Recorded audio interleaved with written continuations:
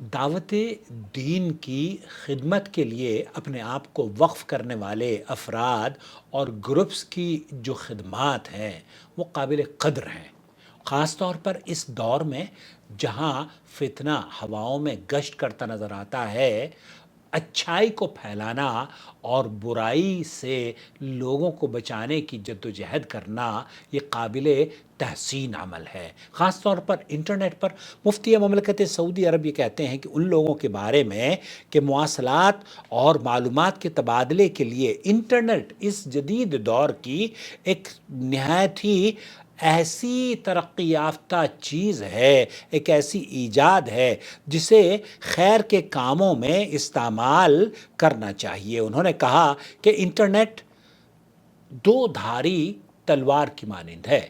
اس internet سے آپ شر بھی پھیلا سکتے ہیں اور شر کو روکنے کے لیے خیر اور ایسے کارنامے بھی انجام دے سکتے ہیں جو کہ آپ کو اللہ کے یہاں سرخرو کر سکے، آپ بدی کو روک سکیں، آپ خیر کو پھیلا سکیں۔ خیر کو پھیلانے کے لیے استعمال کرنا چاہیے۔ تو معاشرے میں اگر ایسے لوگ، ایسے گروپ پیدا ہو جائیں جو کہ انٹرنیٹ پر خیر کو پھیلانے کا کارنامہ انجام دیں تو یقین جانیے یہ اس کے اثرات مثبت برآمد ہوں گے، اور مسلمانوں کو چاہیے کہ انٹرنیٹ کو اسلام کی اشاعت اور تبلیغ دین کے لیے استعمال کریں، اسلام کی دعوت کو پھیلانے اور اعدائے اسلام کے ہر سرائیوں کے جواب میں اس سے زیادہ مؤثر ذریعہ اور کوئی موجودہ دور میں نہیں ہے۔ تو دوستوں، بھائیوں اور بہنوں، وہ لوگ جو انٹرنیٹ پر